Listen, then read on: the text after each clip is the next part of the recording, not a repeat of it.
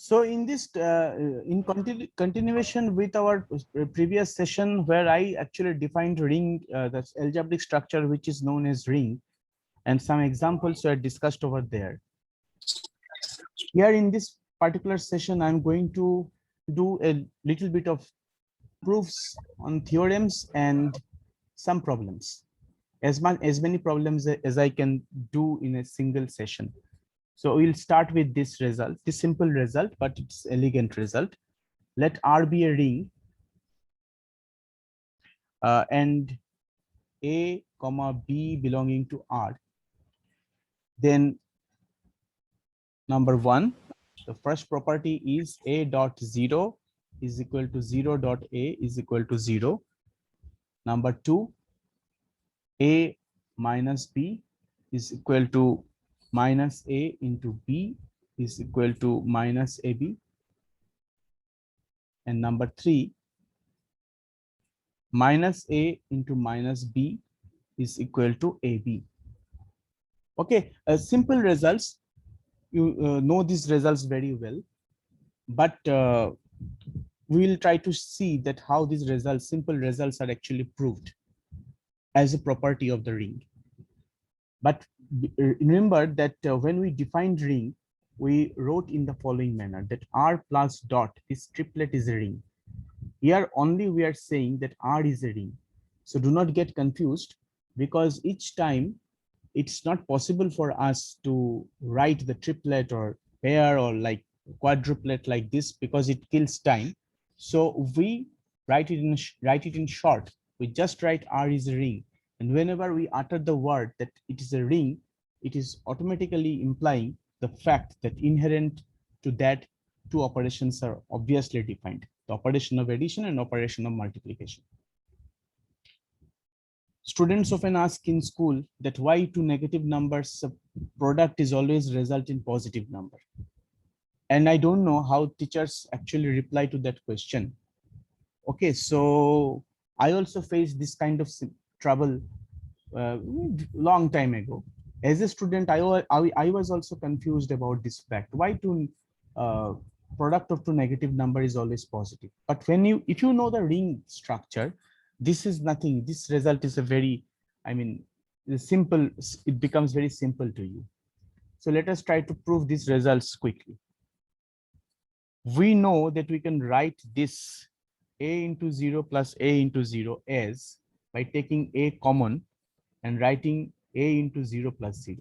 We all know that 0 plus 0 is a 0, so we can write it as A into 0.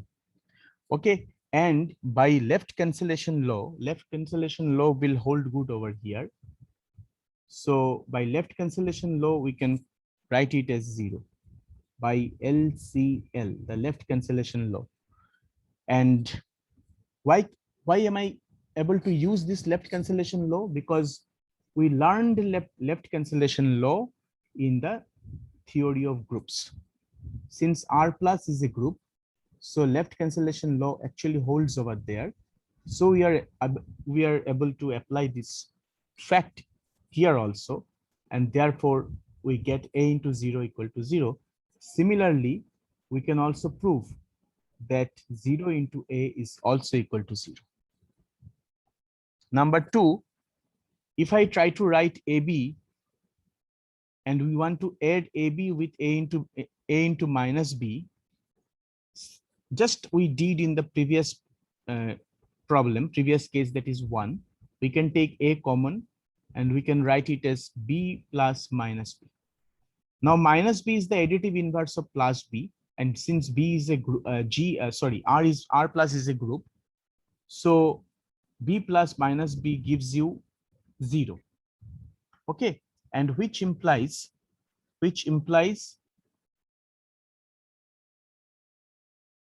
that AB plus A into minus B is equal to 0. Why? Because we know A into 0 is 0, 0 into A is also 0. So we are applying the result which we have just proved in 1.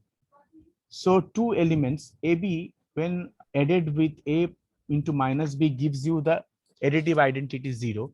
So obviously So obviously this A into minus B will be the additive inverse of AB, and which proves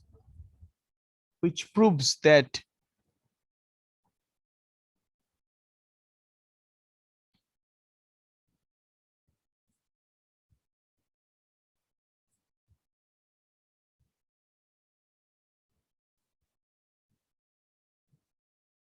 directly you can write, because this is a number, this is a number, two numbers added together, giving you the additive identity of the set R with respect to addition operation. So this is the inverse of that element. From this fact, you can easily write this result. Okay.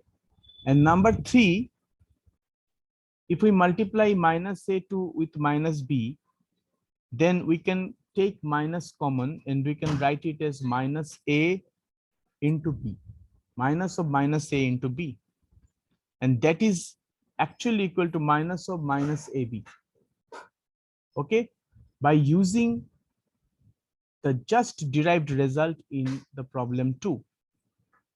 Now, in the group R plus, in the group R plus, minus of minus X is equal to X for all X belonging to R, whence it follows that minus of minus AB is equal to AB, and this proves the result. This proves the result. So here actually I have shown you a simple, I have proved here is very simple problem, and I was actually trying to show you how you can use the properties of the theory of rings or its definition to deduce these simple properties. Okay, in the next page I'm going to give you another beautiful example, and which is also very important in the study of quantum computing. But that particular application, which I'll not be able to discuss in details over here, because it is not the podium where I can discuss something beyond the course curriculum. Here I'm going to talk about this particular important mathematical fact only. If we consider a matrix like this, suppose I'm considering a matrix like 1 0 0 0 1 0 0 0 0. Suppose this is my matrix which I denote by A, and suppose we are considering another matrix. Suppose I am considering a matrix like 2 minus 2 minus 4, sorry, minus 1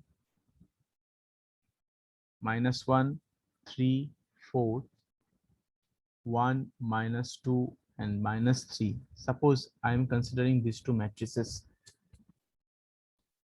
Try to find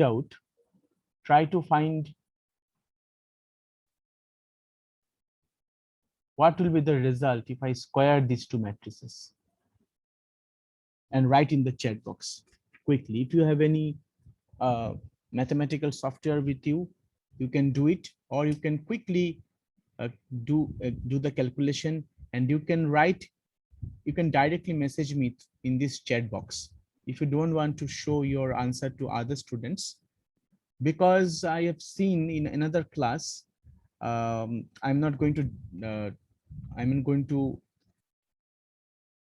take the name of that class for the sake of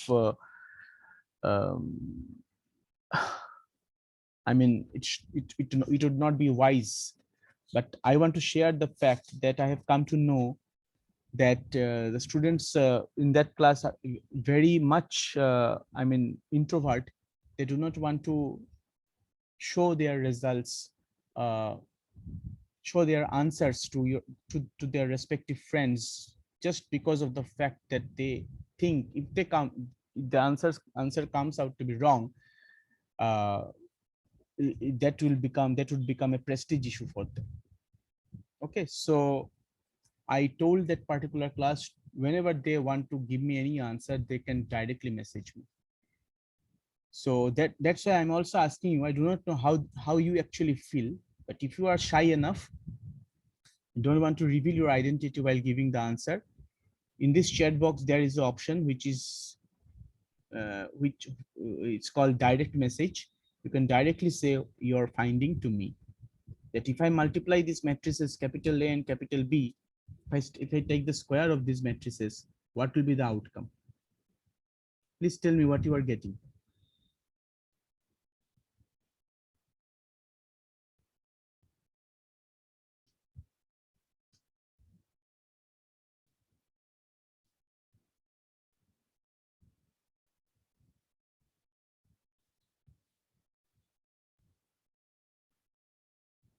Anybody? If I multiply A, if I take the A square, what will I get? What you are getting?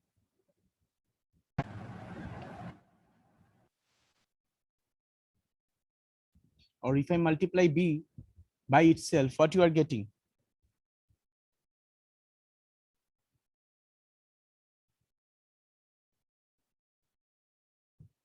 Yeah, A square is A and B square is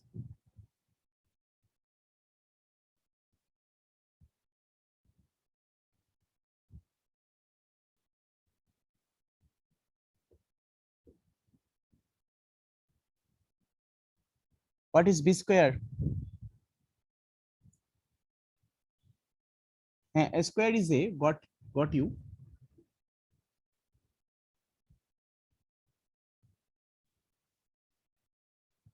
B squared is also B. Good, thank you. So you see that you have already known, you have already known from our previous session that the set of matrices,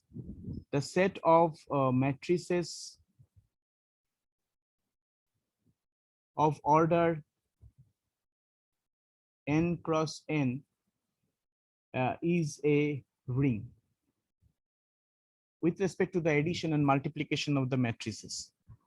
And here I have considered two matrices of order 3 by 3. They are actually square matrices, but these matrices are of a special type. What are these matrices? I can jot down in a form of definition.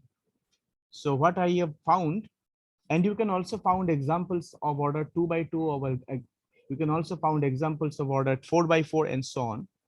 My finding is an element X in a ring R, is called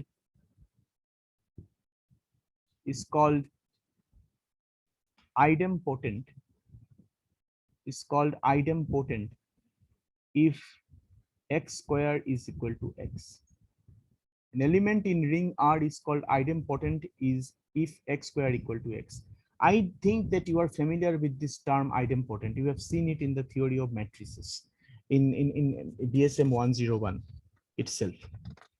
But here you see, if you try to correlate our brief example with the given definition, our set of square matrices is a ring. Whenever we are choosing a matrix, an element from that particular ring, there are some elements for which this property is actually holding. Such a matrix is called such an element is called the idempotent element. Now, why these idempotent elements are important? Because of the following definition. Definition says a ring. First of all, the definition is starting with the property ring. The set you are considering has to be ring. If it is not a ring, then this property, the rest of the definition is meaningless. A ring R is called a Boolean ring. A ring R is called a Boolean ring if for every element of R, if not for will not be there, if every element of R is idempotent. All the elements of R is idempotent. Okay, that is x squared is equal to x for all x belonging to R. Obviously, my matrix, my set of matrices, set of square matrices is not a Boolean ring, because this property of idempotency is actually not happening for all matrices. Right now, I cannot think of any such example, but during the process of studying, if I find any example, I will let you know that yeah, it is the Boolean ring. And if you are able to think of any such, you can directly message me in the WhatsApp, in the chat box. Now, I'm going to prove this the following example. I'm following result. Okay, it's a question actually. The question is saying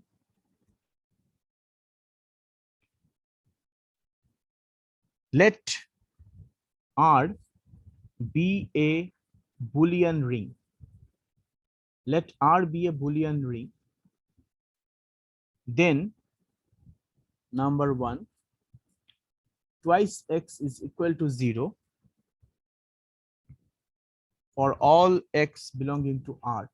You are supposed to prove this result. Number 2, xy is equal to yx for all xy belonging to R. You are supposed to prove this also. So we are going to, this is the only information that we have, that capital R is a Boolean ring. And if this is so, then these two properties will hold. So we are going to prove this result in the next next page. Proof. Proof is very simple, but the proof contains 2 tricks. Why am I calling these as tricks? Because if you do not start like this, the way I'm showing, probably will keep on thinking and will not be able to find the answer. The starting point is actually very important. Remember this fact. First of all, let us try to prove the problem number 1. That is, I'm going to prove this part. First of all,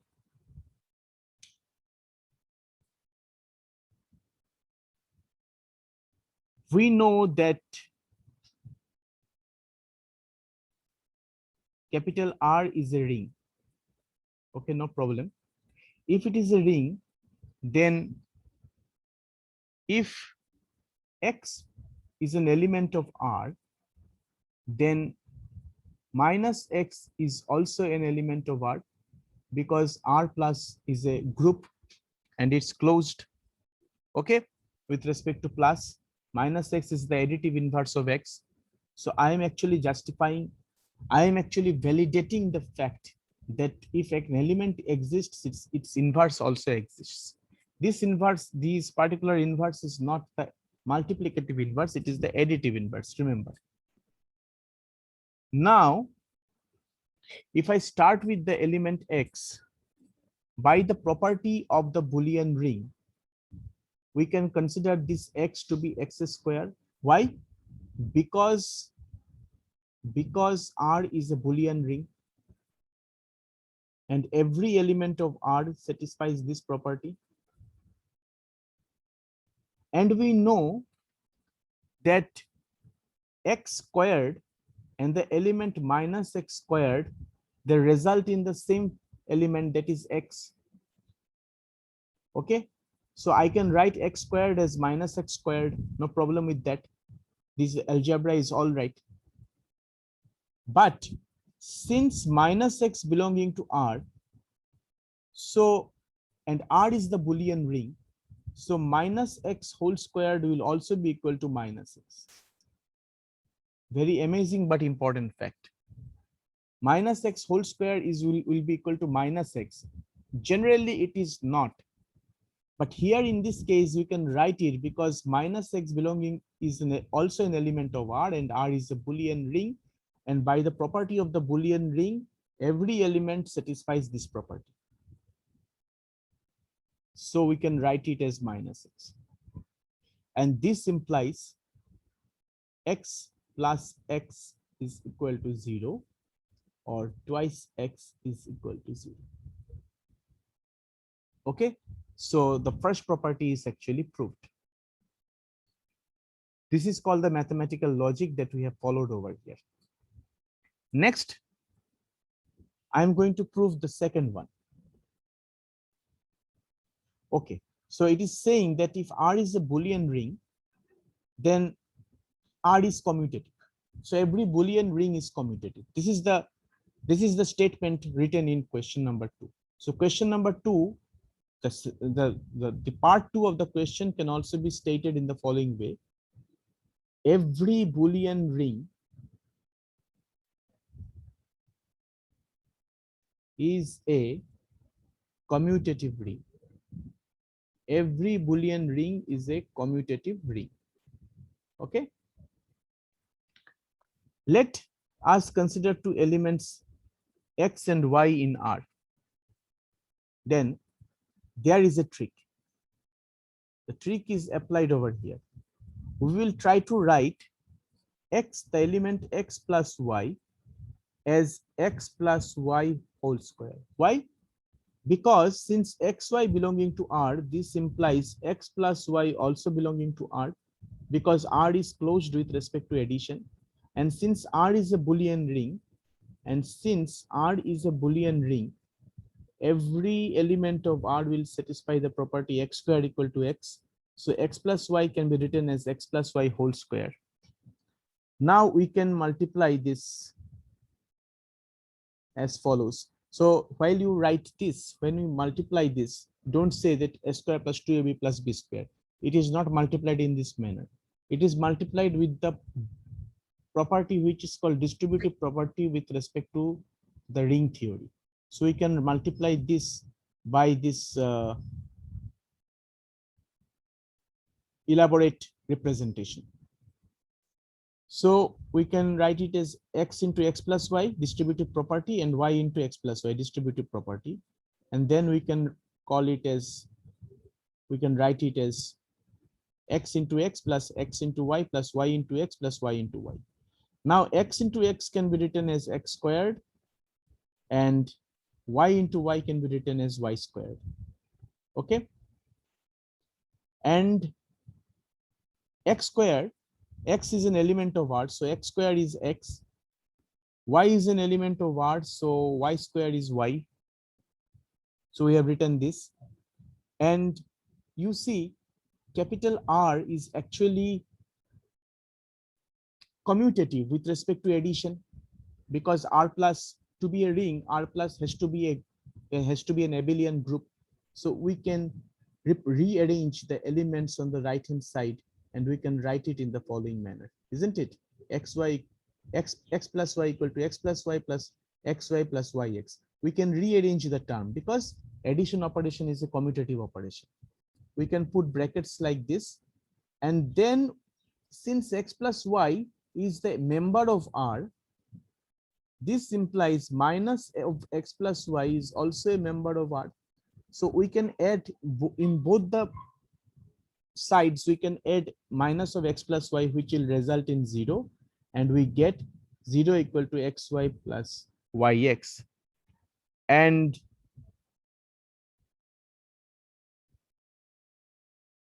just a minute, x plus y equal to x plus xy plus yx equal to 0. And from there we can write it as xy equal to minus of yx. Xy equal to minus of yx. Okay. Again, you can put a star over there. This is important. My result is not okay. Okay. No, I'll definitely say I'm going to change within 1 minute. I'm going to change this particular page. So those who have wants to click a picture of take a picture of this, a screenshot of this page, they can do right now. Okay, so now my proof is not yet complete. I have shown up to this. Just look at this, what I have shown. This element xy is similar to the element minus of yx. Okay, for the sake of your for the sake of your understanding, let me put another point on the left hand side of it. Since R is a Boolean ring, since R is a Boolean ring, we know that x squared equal to x. This property is known to us. Since R is a Boolean ring, we have this property, isn't it? Now, the fact is that this I have to write this particular, I have to utilize this particular property in a special way. How can I do so? You see that this can be written as I mean x squared equal to x. If it is there, then x squared equal to x means x into x is equal to x. Okay. Now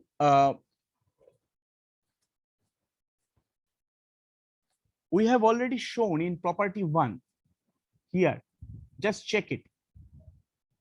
Look at this part which I am circling. X equal to minus x is happening because R is the Boolean ring. And from there, we actually deduce this particular fact, that which is twice x equal to 0. So we can also say that in this particular case, actually this part will not be required. I was just trying to find out the way out. In this particular case, it is also true that x equal to minus x for all x belong to R, because R is a Boolean ring. That part has already been proved. Since yx is an element of R, so we can easily write yx as minus of yx, isn't it? Because x is equal to minus x for Boolean ring. So yx being an element of R is also minus yx, and therefore in double star we can substitute yx in place of minus yx. So xy equal to yx for all xy belonging to R, and which proves our desired result, that every Boolean ring is a commutative ring. Every Boolean ring is a commutative ring. That result has been proved. Okay, take a screenshot of this picture. I hope you have understood this particular, a little bit of I mean logical approach is there. You have to keep track of the logical approach, otherwise you will be lost. The important part is that you have to keep the track of the logical approach. I am, what you have seen, that I am using the result from here and there. Sometimes I'm using the result from the fact of from the definition of ring. Sometimes I'm using the result from the previous proved result. Sometimes I'm using the results from some steps of the earlier results, steps of the proofs of the earlier result. So actually you have to keeping track of this thing is actually very important, and that's why students often lose interest in this type of topics. Okay, because they are lost in this particular logical vastness of these topics. Next is that a theorem is there, which I want to mention over here. This theorem is actually very important with respect to its statement. The theorem is saying that let R be a ring with identity. R be a ring with identity 1 not equal to 0. Okay, identity means unity, ring with unity. Then the set of units, of R, sets of units of R forms a group under multiplication under multiplication in R. Sets of unit in R forms a group under multiplication in R. The word units and the word unity, they have not used the word unity over here. I think it has been done deliberately because people sometimes may be in a wrong impression that unity and unit, these two definitions are actually same. But unity and unit, these two words are actually different words. They are not same words. Different. Their meanings are different. So first of all, you have to know what is the meaning of this unit. Then only you can understand the fact which is written over here. So I'm going to give you the definition first of all. Let R be a ring. Let R be a ring with identity or unity 1 and 1 not equal to 0. Then an element U belonging to R is called a unit, or you are familiar with this word, invertible. Unit means invertible. If there exists V belonging to R such that UV is equal to VU is equal to 1. V is called the inverse of U and is denoted by U inverse. So actually, this particular word units talks about the multiplicative inverse of the elements of the ring R.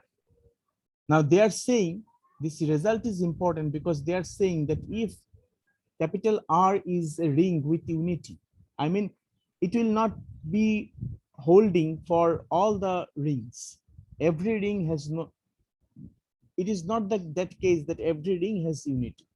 Some rings have unity. But there are examples of rings which are not having unity in it. So if a ring is there which has unity in it, and if we can find the elements, all the units or all the inverses, multiplicative inverses of the elements of the ring, we can form a set of these multiplicative inverses, and with respect to the addition multiplication operation, this set of units will also be equal to it will also be a ring with respect to that multiplication operation. Okay, so I'm giving you this result and I'm putting this as a homework for you to try by yourself, or if you are unable to prove it, then you can later ask me, or you can look for the proof in any book or any on Google. This particular proof is available. Okay, before I conclude my today's session, one more definition for you. It's very important. An element X in a ring R is called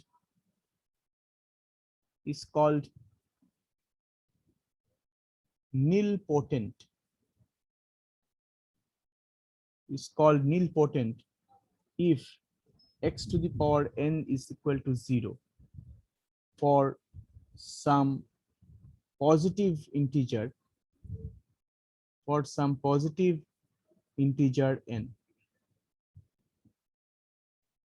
The smallest such positive integer,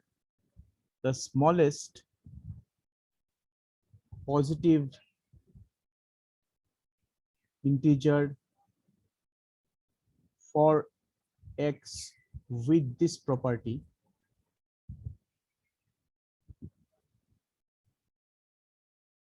is called degree of nilpotency.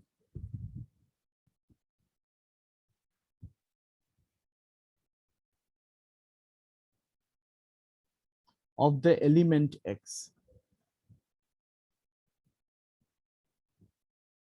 Degree of nilpotency of the element X. Okay, so suppose you have a matrix, and if I can find out the matrix whose square is 0. So for example, if I suppose I'm giving you this example, suppose I'm considering a matrix of the form, a square matrix of the form 0, 0, 1, 0, 0, 0, and 0, 0, 0. Suppose I'm considering this non-zero matrix. Then if I take the square of this matrix, then obviously A square will be the zero matrix, the null matrix. Now, if A square is null matrix, if I keep on finding the other products like A cube or A to the power 4 or A to the power 100, all these products will also be equal to the null matrix, because any matrix multiplied by the null matrix gives you the null matrix. But in this case, the lowest positive integer is 2, for which A square equal to 0. So the nilpotency, so the nilpotency of capital A, the matrix capital A here is equal to 2. And what is the role of this ring over here? It's the role is that you have to choose the elements. You have to think of this nilpotency with respect to the elements which belong to the algebraic structure ring. It is not like that you have a group and you are in multiplicative group and you are choosing an element from there. And suppose you are finding for that multiplicative group that X square equal to 0 or something like that, then you cannot define nilpotency. For nilpotency, the set from which the element is being taken has to be ring. And also remember that the sum of two nilpotent elements of a commutative ring is also nilpotent. I'm again repeating, the sum of two nilpotent elements of a commutative ring is also nilpotent. One of my teachers once told me that to learn abstract algebra, group theory, ring theory, field theory, these things, you have to take a note. You have to jot down all the results and all the theorems all together in a copy or in a page, and one after another. You would just have to, the easiest way to deal with this topic is to memorize all the theorems and all the results. There is no other shortcut or way out. I am just showing you, I'm just giving a part of these particular topics. I'm just showing you the relevant parts that you must cover, but the rest of the things that you have to do it by yourself by considering a book of your choice. So with this, I'm going to conclude my today's session. Tomorrow, I'm giving you all the best for tomorrow's examination. See you tomorrow at 11:10. Be prepared, start preparing for tomorrow's examination. Okay, all the best.